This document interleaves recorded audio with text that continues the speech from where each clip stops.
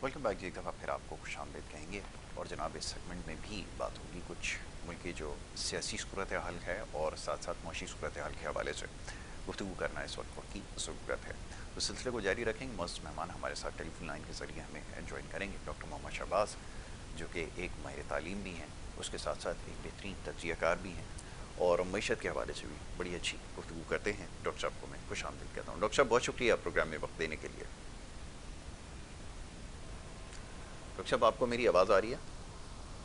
जी बिल्कुल, थोड़ा सा लाउड कीजिए प्लीज। अच्छा अच्छा, चलें मैं कोशिश करता हूँ थोड़ी सी ऊंची आवाज़ में बात करूँ। तो डॉक्टर साहब मईशत की बेहतरी के लिए अदाद शुमार दिखाए जा रहे हैं सुबह से लेकर शाम तक, और बज़ाहिर ऐसा नज़र आता है कि सूरत हाल बेहतर हो रही है। तमाम कुछ देर पहले भी ये बात हो रही थी कि हमारे यहाँ जितने भी फ़ैसले लिए जाते हैं वो मुख्तसर मुद्दत के लिए होते हैं, या ये कोई शॉर्ट टर्म प्लानिंग के तहत हम जो है वो कोई फ़ैसले लेते हैं। अब सूरत हाल ये है कि पानी का एक मसला जिसकी बहुत देर से निशानदही हो रही थी कि एक बहुत बड़ा आगे चल के मसला बनेगा, जिसको हमने ये अक्सर नज़रअंदाज किया, और अब सूरत हाल ये है कि पानी के मामले पर जो है वो दो सूबे जो हैं या एक मखसूस सूबा जो है वो आवाज़ उठा रहा है। इसके लिए क्या कुछ करने की ज़रूरत है डॉक्टर साहब? क्योंकि अब तो मेरा ख्याल है बहुत ज़्यादा देर हो चुकी है, वक्त तो हमने गंवा दिया। अब क्या किया जा सकता है और आने वाले वक्त के लिए क्या पेश गोई है, ज़रा मैं चाहूँगा इसके ऊपर गुफ्तगू की जाए। जी जी, यासर पहली बात तो ये है कि आप देखें ना, जैसे अब कह रहे हैं वो दादो शुमार में शो कर रहे हैं, वो दादो शुमार के वाकई रियलिटी के साथ मैच करते हैं। महंगाई की जो दादो शुमार ये बता रहे हैं, क्या वाकई ऐसा है कि ग्राउंड रियलिटी जो है उसके साथ मैच करती है? क्या वाकई जो इकोनॉमिक इंडिकेटर्स और हैं, जैसे अनएम्प्लॉयमेंट है, पॉवर्टी है, या ग्रोथ की बात कर रहे हैं, क्या ये भी इंडिकेटर वैसे ही हैं जैसे बताए जा रहे हैं? तो हो ये रहा है कि दादो शुमार कुछ और तरफ जा रहे हैं, आपकी जो रियलिटी है वो किसी और तरफ जा रही है। तो जहां तक अब ये पानी की बात हो रही है, मुझे बताइए, जब रावी खुश्क हुआ किसी ने को बात की, जब जेलम खुश्क हुआ कभी किसी ने को बात की, जब इंडिया पानी आहिस्ता आहिस्ता वो रोक रहा है, डैम बना रहा है, हमने कोई बात की। तो ये तो चीजें उस वक्त हमें आंखें खोलने की जरूरत थी कि जब इस तरह के जो क्राइसिस थे वो सर उठा रहे थे। अब तो चीजें मैं समझता हूँ कुछ आपके सर के ऊपर से गुजर चुकी हैं। तो अब तो जो बात हो सकती है वो यही, बल्कि उसके अंदर भी हमने बड़ी तबाही फैलाई। जंगलात की बात हम करते हैं, देखें हम कहते हैं जब शजरकारी का हमें हफ्ता मनाना चाहिए, महीना मनाना चाहिए, हम दरख्त लगाएंगे। सुनामी भी आपके यहाँ आए ना दरख्तों के, वो भी आपको पता है। तो सुनामी आए, महाना हमने वो महीने शुरू की, हफ्तावार शुरू की, लेकिन कहीं नजर नहीं आया आपको, तो आपको दरख्त नजर नहीं आए। जब पाकिस्तान बना था तो उसके 22.5% हिस्से के ऊपर आपके जंगलात थे, जिनको हमने काट काट जब 5.2% पे लेके आ गए हैं। तो दुनिया जो वो आगे बढ़ रही है, हमने रिवर्स गियर लगाए हुए हैं।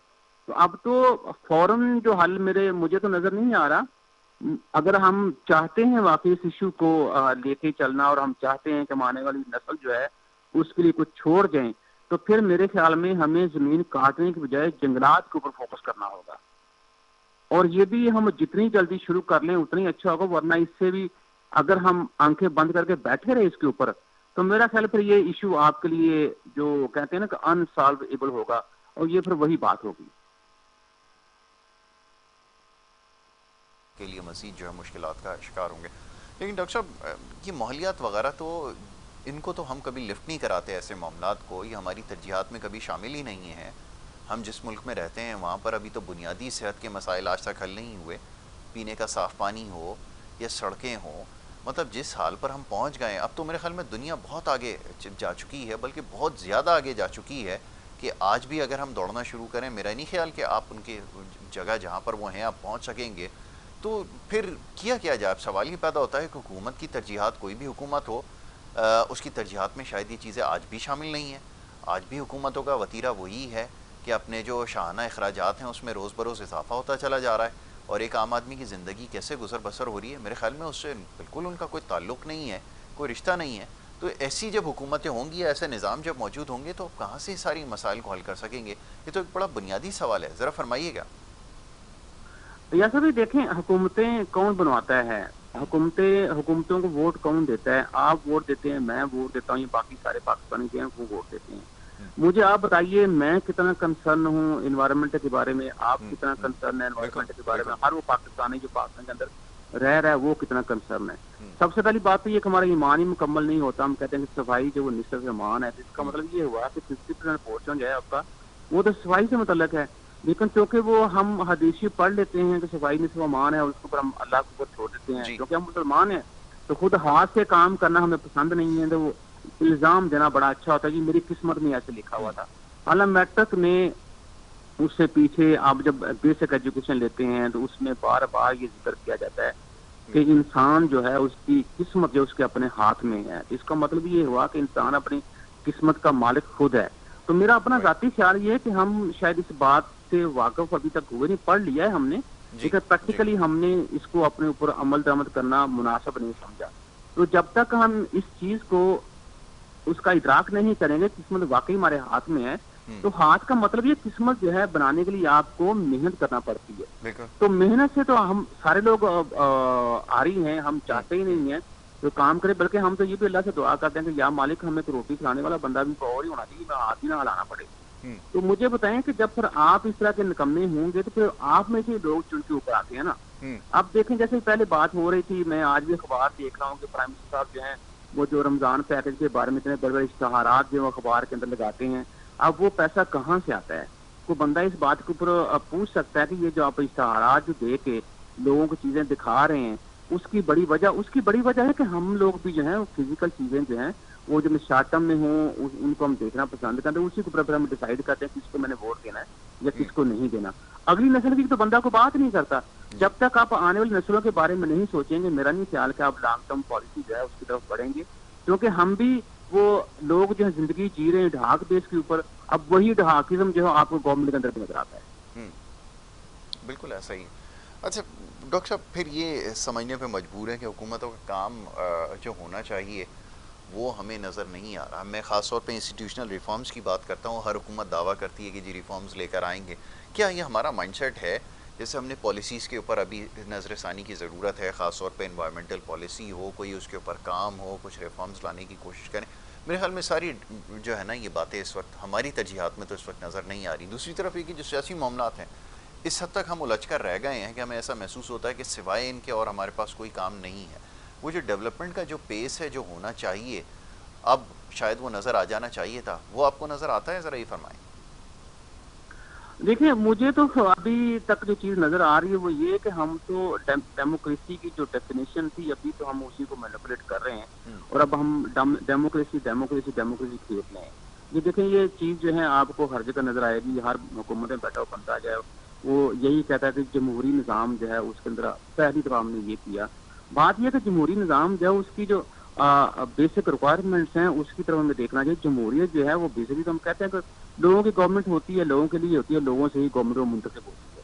وہ گورنمنٹ منتخب تو ہوگی لیکن ہماری ڈیموکریسی جو ہے وہ یہاں تک کھڑی ہوئی ہے کہ میں نے 5 سال ڈیموکریٹکلی پورے کر لیے، being a president, being a prime minister یا بینگ اے فارن منسٹر. اس کے بعد میں نے ڈلیور کیا کرنا ہے یا میں نے لوگوں کو بیسک نیسیسٹی جو اس کی توجہ دلانی ہے خود بھی میں نے کنٹریبیوٹ کرنا ہے، وہ آپ کی پریورٹی سیکنڈ درجے پہ چلی جاتی ہے. ابھی جو پہلی بات ہو رہی ہے وہ یہی ہے، میرے خیال میں کھیل چل رہا ہے جی. پہلے 5 سال پورے کرو ڈیموکریٹکلی، ٹھیک ہے جی، پھر اسی ڈیموکریسی کو استعمال کرو دوسری دفعہ پرائم منسٹر بن جاؤ، تیسری دفعہ پرائم منسٹر بن جاؤ، پہلی دفعہ صدر بن جاؤ، دوسری دفعہ صدر بن جاؤ، تیسری دفعہ صدر بن جاؤ. تو یہ چیزیں چل رہی ہیں. اب دیکھیں پچھلے 25-30 سال سے کیا ہم کر رہے ہیں، ہم یہی تو کام کر رہے ہیں. جب تک آپ پولیٹیکل اسٹیبلٹی نہیں لے کے آئیں گے ڈیولپمنٹ کے پلان جو ہے وہ تو 20-30 سال 40 سال 50 سال لمبے ہوتے ہیں. چائنا جو ہے وہ ابھی سے یہ ڈیسیژن کر کے بیٹھا ہوا ہے اور اس کے دن رات کام کر رہا ہے کہ مجھے 2049 میں اپنے آپ کو سپر پاور ڈکلیئر کروانا ہے. تو مجھے بتائیں کہ آپ کا دوست ہے چائنا اور 75 سال سے پرانی دوستی ہے آپ کی ان کے ساتھ، تو آپ نے اس دوستی سے کیا سیکھا؟ حالانکہ کہتے ہی ہیں کہ دوست آپ کا مند ہو تو ساتھ چلنے والا بندہ جو ہے اس کو بھی تھوڑی بہت عقل آ جاتی ہے. تو میرا خیال ہے کہ ہم صرف یہ دوستی جو ہے وہ اس دوست کی ترقی سے کچھ فائدہ اٹھائیں، اس کی بجائے ہم نے صرف یہ کہنا اچھا سمجھا کہ ہماری دوستی جو ہماری شہر سے اونچی ہے اور شہر سے زیادہ میٹھی ہے اور اسی کے اندر چیزیں چل رہی. جہاں تک انسٹیٹیوشنل ریفارمز کی بات کر رہے ہیں، آپ دیکھیں ہو کیا رہا ہے کہ ایک ایشو کھڑا کیا جاتا ہے، جب تک لوگ اس ایشو کے بارے میں بات کریں یا سوچنا شروع کرتے ہیں تو دوسرا ایشو جو ہے وہ کھڑا کر دیا جاتا ہے. تو لوگ پچھلے ایشو کو بھول جاتے ہیں اور دوسرے ایشو کے اوپر بات کرنا شروع کر دیتے ہیں. جب اس کا ایک ٹائم فریم ہوتا ہے اس کے بعد ہم تیسرا ایشو کر دیتے ہیں. تو عوام کو بھی ہم نے اسی طرح سے، کیونکہ ہماری عوام جو ہے اس کی کہہ لیں کہ یادداشت تو بہت کم ہے، تو چونکہ یادداشت بہت کم ہے تو اس لیے پھر ہم اس کی یادداشت کے ساتھ بھی ان کے مطابق ہی کھیل رہے ہیں. اور ایشو کے اوپر باتیں ہوتی ہیں اور چلی جاتی ہیں. اب آج پانی کا مسئلہ ہے, کل کو اور کرائسس شروع ہو جائے گا, لوگ پانی والے مسئلے کو بھول جائیں گے, نئے کرائسس پر بات شروع کر دیں گے. تو کہنے کا مقصد یہ ہے کہ اگر ہمارے جو سیاستدان ہیں ان کی سوچ پختہ نہیں ہے تو ہماری عوام کی بھی سوچ پختہ نہیں ہے.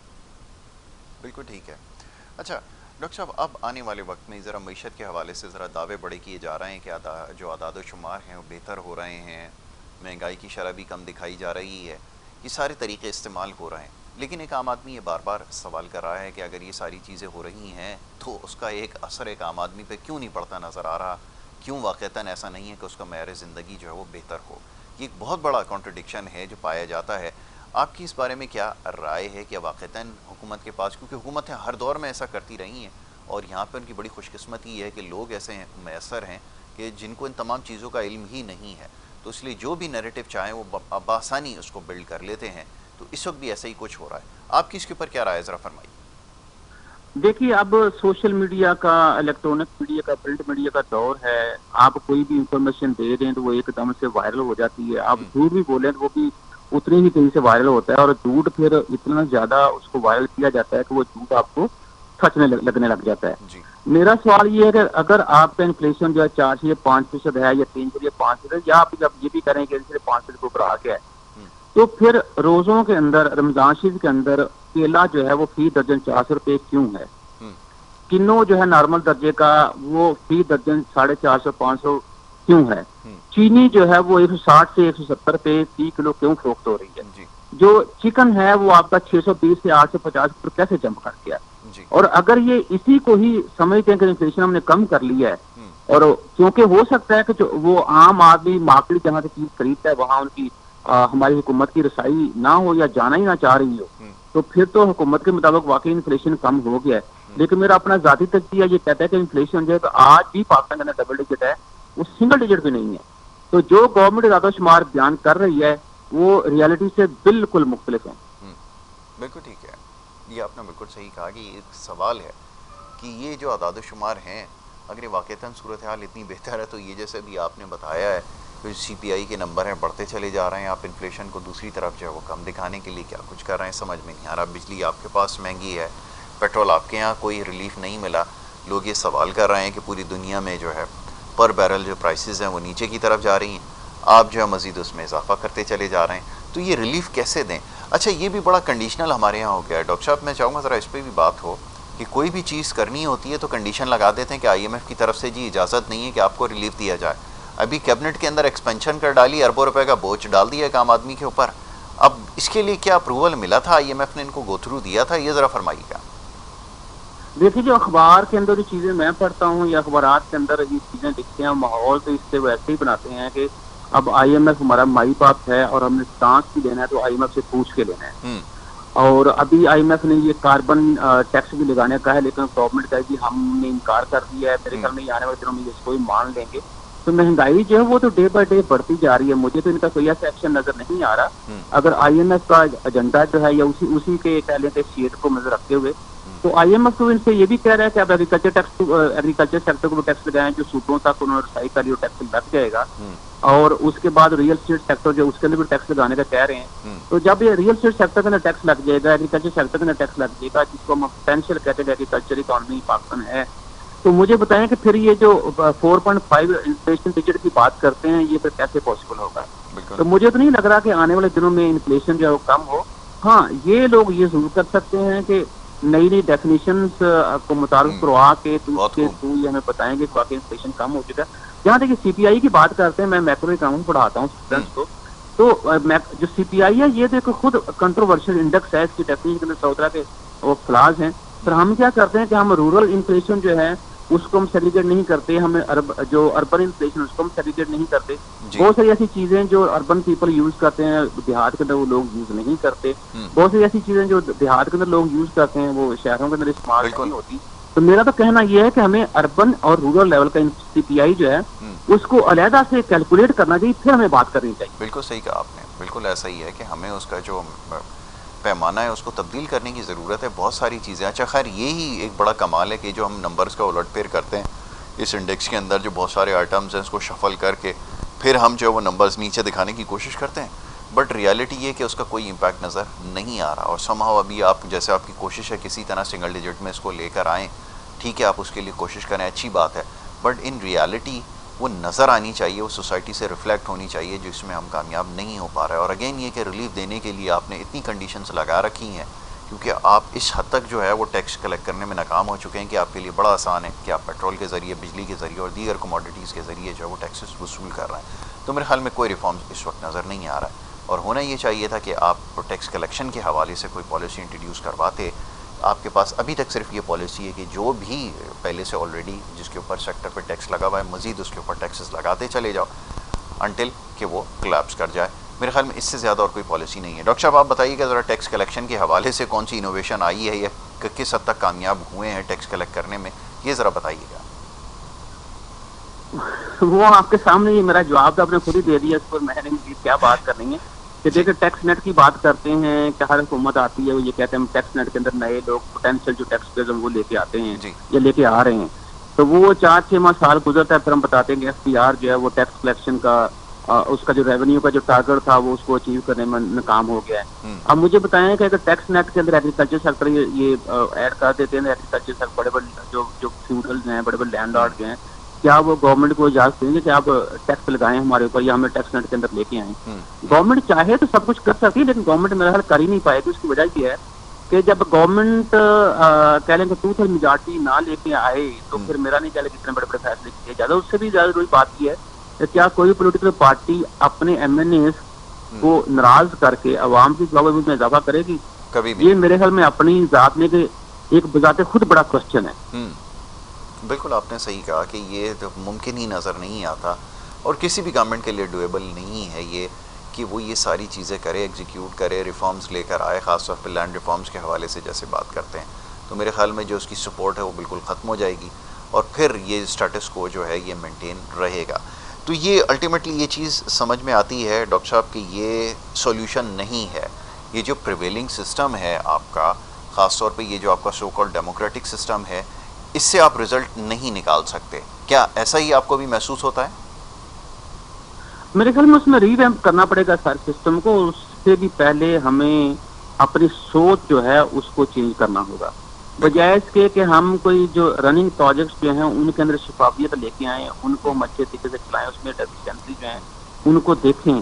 وہ کرنے کے بجائے ہم کیا کرتے ہیں, کسی کو لائن میں کھڑا کر کے ڈانٹ دیتے ہیں, کسی کو لائن میں کھڑا کر کے ہم یہ کہہ دیتے ہیں جی شکر کرے کہ میں نے آپ کو اریسٹ نہیں کروایا. کبھی کسی کو کھڑا کر کے عام پبلک کے اندر وہ انسلٹ کر دیتے ہیں. مجھے بتائیں کہ کیا اس طرح سے آپ سمجھتے ہیں کہ سسٹم جو ہے وہ آپ کا, یا سسٹم کے اندر جو لوگ کام کریں وہ ٹھیک ہو جائیں گے؟ سب سے زیادہ ضروری ہے سسٹم کو مضبوط بنائیں آپ. ایگزیکٹلی. اور سسٹم کو مضبوط بنانے کے لیے ضروری ہے کہ عوام جو ہے ان کو ایجوکیٹ کیا جائے. جب تک عوام ایجوکیٹ نہیں ہوں گے, عوام ڈیمانڈ نہیں کریں گے, میرا نہیں خیال کہ یہ لوگ اس طرح موو کریں گے. آلرائٹ ڈاکٹر صاحب, thank you so very much. بہت شکریہ آپ کا کہ آپ نے ہمیں وقت دیا. ڈاکٹر محمد شہباز ہمارے ساتھ موجود تھے, ماہر معاشیات ہیں, اور مختلف معاملات پہ گفتگو ہو رہی تھی, خاص طور پہ اس وقت جو ملکی معاشی صورتحال ہے اور آنے والے وقت میں جو چیلنجز ہیں وہ زیر بحث. وہ یہیں ہمیں ختم کرنا ہوگا. کل انشاءاللہ آپ سے دوبارہ ملاقات ہوگی. محمد یاسر اور ہماری ٹیم کو اجازت دیں. اللہ